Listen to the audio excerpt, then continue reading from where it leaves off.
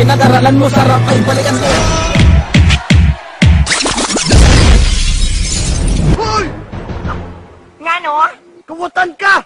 Ba't naman ako gikawat? Ganun mong gikawat akong kasing-kasing! Motoryahe! Ang mga pangyarihang tila, ang mga salita na hindi mo lubos sa kalain, nagagambalain ang mga hadlang na impostor na manunula, pinipilit na aruhin namin laka. Hindi ka maaaring bumilang sa natuwing ang tagahatos sa mga ungas. Ito ang batas ng sindikato na mula noon hanggang sa ngayon. Ilang kalaban na napatumba na parang sanggol na nasagalo, na hindi nagkamali sa kaibahan ng mahusay at mga nagmamagaling sa sampung na kalaban. Isa lang na buhay na hanggang ngayon ay nagpapagaling sumulat ng mga salitang sumukat sa kakayahang gumulat. Kakaibang paghaway sa kalaban, tiyak ang sukat na hindi mo maaaring hindi indahin ng mga sakit. Kahit sabihin mo kaya pa rin, pero ang totoo sila ay galit. At bakit? Pinipilit na dapat ang kahit pangalan nila ay di nila alam.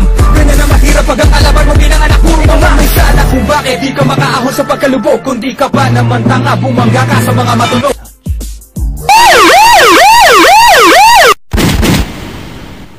Hello?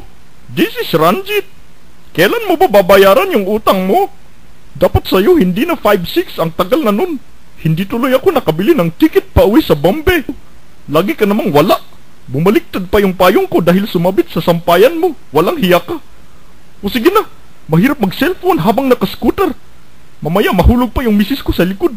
Ito na naman ang manilimita ng mga binugaman o puro baya na kayo binitaw na mga militar sa mga baratan ay magpapabala ng mga kalaban na bigla nawala. Kasi nilibig ko sa pagkadura, mga nilubog ko sa pagkadapa, mga binaong ko sa pagdarapa. Habang debati at namati ang ungas sa pagbalansi ng mga letra kung tagos, tapos makikipagrebanse pagkatapos kong ibase ang mga hatol ko sa klase ng katulad yung bagsak kapag ako na ang nagklase. Di ko na sana papansinin itong isang mukhang abnormal, di normal ang pagkatao at pinanganak na animal. Ang utak kay pipino, pisakat na pipino, mahilig sa banyaga, di ka dapat Pilipino. Sinimula ko sa pabilisan, maaabutan mo kaya ang mga salita ko na para sa'yo, pagsasabungin pa kaya pasasabugin ko na lang na parang bomba sa Iraq. Kayo ang may kasalanan kung bakit kayo walang kinikilala, walang sinasanto, mga notorious na nanggaling sa lupang Mindanao.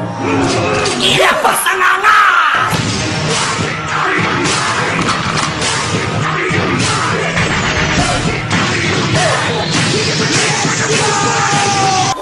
Luma na yan!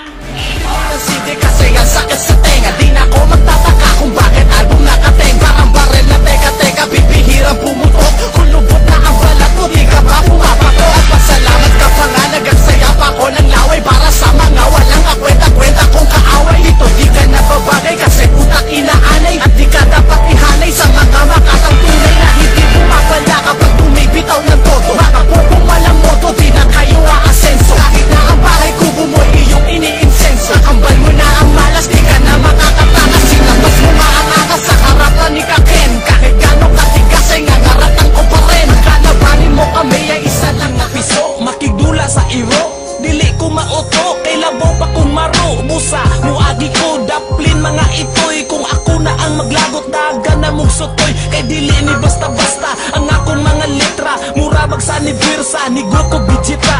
Asa ang imong idol, katong akong gidasok, tabang pa mong duha, ako mong ibugsok. Basilog na tingala kang di ko mudayo, nga numang mudayo ko nga di man mo maayo.